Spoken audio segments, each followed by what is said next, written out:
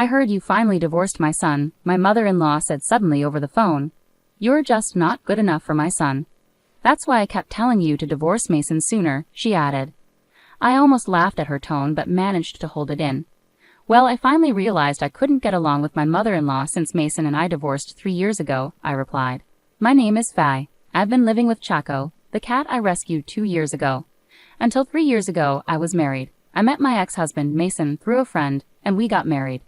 At first, I didn't know his true nature, but after we got married, I slowly began to see his real personality. Mason graduated from college, but he had never been scolded much before. He made mistakes at work, got in trouble with his bosses and clients, didn't like apologizing, and quit his job soon after we got married. For a while, Mason hid this from me, and I only found out when I saw his tax slip in the room. When I confronted him, he said, 'We're married, so it's okay.' Mason then got a job at a different company, but it didn't suit him, so he changed jobs again. I suggested he work in assembly line production if he didn't like dealing with people, but he had too much pride to do a job even a high school graduate could do. He couldn't stay unemployed, so I urged Mason, who didn't seem eager to work, and now he's working at a dispatch company. Mason is handsome, so there were always other women around. He cheated on me several times while we were dating. Each time I threatened to break up with him, but Mason would say, 'The others are just for fun. You're the only one for me, Fai,' and foolishly, I would forgive him. This cycle of being cheated on and forgiving him kept repeating. When I finally decided to break up with Mason for real, he surprised me by proposing with a ring. My parents were strongly against it, warning me that I would struggle, but I had a strange confidence that I could change Mason. So I went against my parents' advice and married him. I naively believed that everything would work out if I just stayed strong, but I soon realized I was wrong. Mason turned out to be a mama's boy. My mother-in-law resented me for taking her son away. Even though we didn't live together because her house and workplace were far away, she called me every day. She would ask, "What's Mason doing? Are you making sure Mason eats properly? You're not making Mason lonely, are you?" These were trivial calls. Instead of calling me, she should have called Mason directly. But I didn't want to be disliked by her just after getting married, so I couldn't argue back and ended up apologizing. I asked Mason to reduce the frequency of his mother's unannounced visits and calls, but he said, "Why? It's fine, isn't it? Don't you hate it when my mom calls you or comes over every day?" He didn't seem to mind at all. So I suggested to my own mother that she start calling Mason every day, just like his mother did to me. I had her ask, "Mason, what's Faye doing now? Are you making sure Fai eats properly? Are you properly grateful to Fai?" I wanted Mason to experience what I was going through. Surprisingly, Mason quickly reacted, "Hey, can you tell your mother to stop calling me every day? It can't be helped, right? My mother has free time too. I can't answer her calls because I have to talk to your mother, so you have to talk to her." No, that's not what I meant. My mom was so happy. Normally, she would get scolded if she called every day just to talk about nothing important, but Mason was so kind and told her she could call as often as she wanted. "I never said that," I protested. "That's strange, isn't it? Because when I asked you to tell your mom to stop calling me every day, you said you didn't care about my mom calling you every day, right?"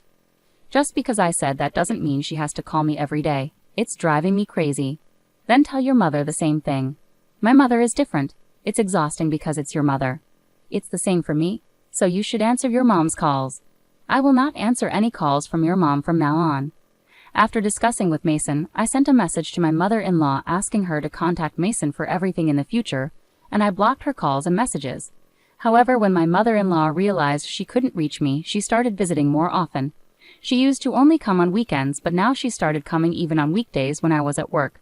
She used the spare key that Mason gave her without my permission to enter the house and rummage through things as if they were her own. I was really shocked when I came home from work on a weekday and found my mother-in-law comfortably sitting in the house.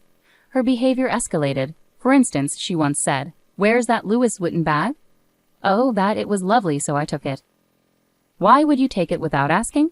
Isn't the wife's stuff the same as mine?" "Don't be so uptight, Faith." She takes my things without asking or says, "Oh, Faith, I borrowed a bit of money." One day around noon, the doorbell rang. I found it was the pizza delivery guy. My mother-in-law, who often drops by unexpectedly, had ordered the pizza without asking me and told me to pay for it. I had no choice but to pay and ended up with 2 pizzas. "There's nothing for you, Faith. If you want some, order your own." She made me foot the bill, and my mother-in-law and Mason enjoyed the pizza right in front of me. I was furious, so in front of them, I took the money my mother-in-law had taken from Mason's wallet and the pizza money, and I left. That night, I ate barbecue alone. Instead of going home, I stayed at a manga cafe and came back early the next day. When I returned, I was shocked to find food scattered all over from their meal. After that day, I barely spoke to Mason. He saw this as an opportunity to start cheating. At first, he'd secretly meet or message another woman. But when he realized I wasn't interested, he openly talked to her on the phone in front of me or made plans to go out with her. I started questioning if this guy even graduated college with his outrageous behavior. Then, to make matters worse, my mother-in-law got into my car without asking and caused an accident. Luckily, it was just my car involved, and no one else was hurt, but my car was totaled. My mother-in-law ended up in the hospital with a broken hip. It's Faith's fault for not driving Mom around. You're to blame. How are you going to fix this? Mason and my mother-in-law began blaming me for the accident, and I lost my patience. Fine, I'll take responsibility and report my car stolen. Every time she comes over, she takes my stuff and money. What are you saying? The police won't intervene in family matters. Didn't you know?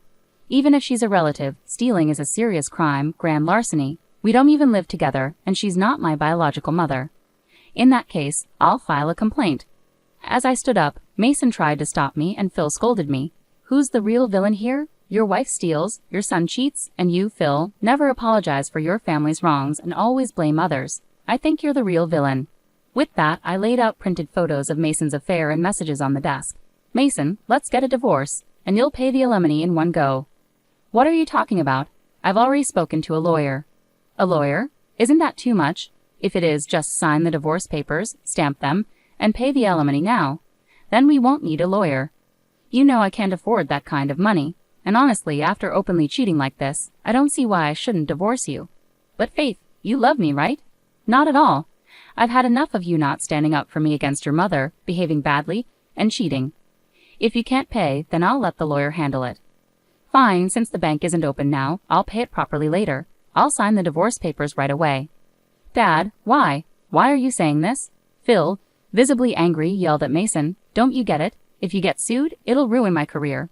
And if the neighbors find out, it'll be embarrassing. I won't stand for it.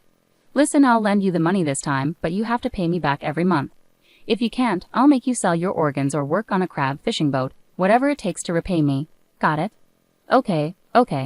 Phil was very concerned about appearances. He pressured Mason to sign the divorce papers and even made him write a repayment memorandum for the loan he gave him. Despite leaving household matters to Mill, Phil excelled at work and held a high position, preferring amicable resolutions to avoid disadvantages. However, his focus on money led him to ensure Mason signed a repayment agreement for the loan.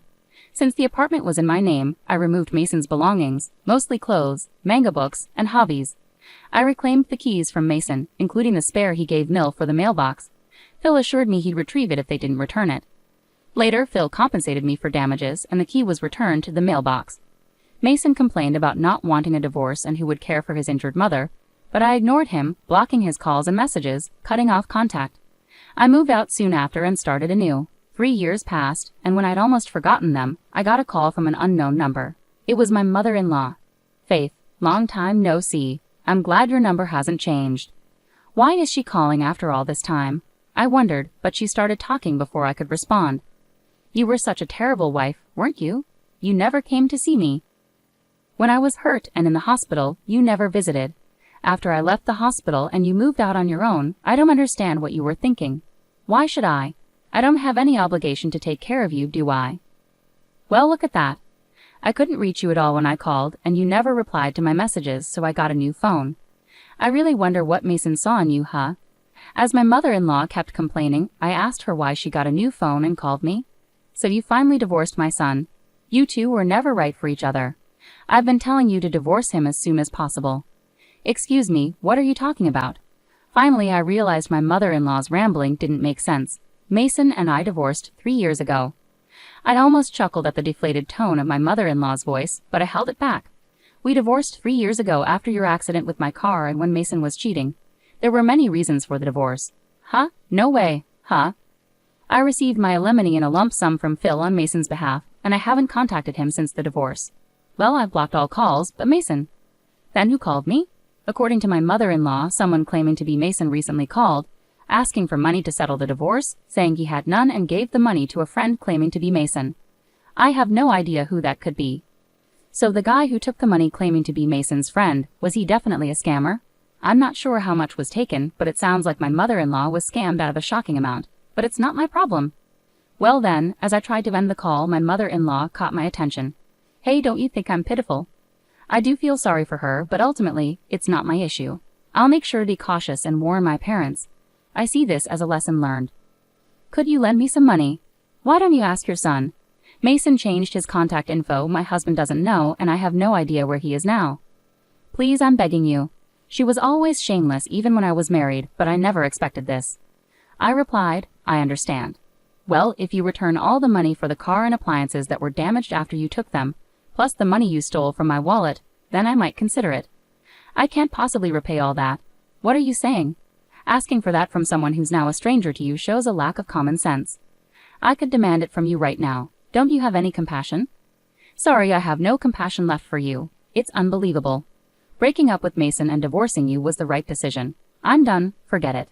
My mother-in-law keeps calling and hanging up on me. To avoid her pestering for money, I blocked her new contact details. It feels like a relief. I was surprised that Mason didn't tell Mill about our divorce 3 years ago, and also that she fell for the scam and took my money. Phil tends to talk a lot, so he probably told Mason not to tell his mother. Phil will be retiring soon, and he'll be furious if he finds out someone scammed a large sum of his retirement savings.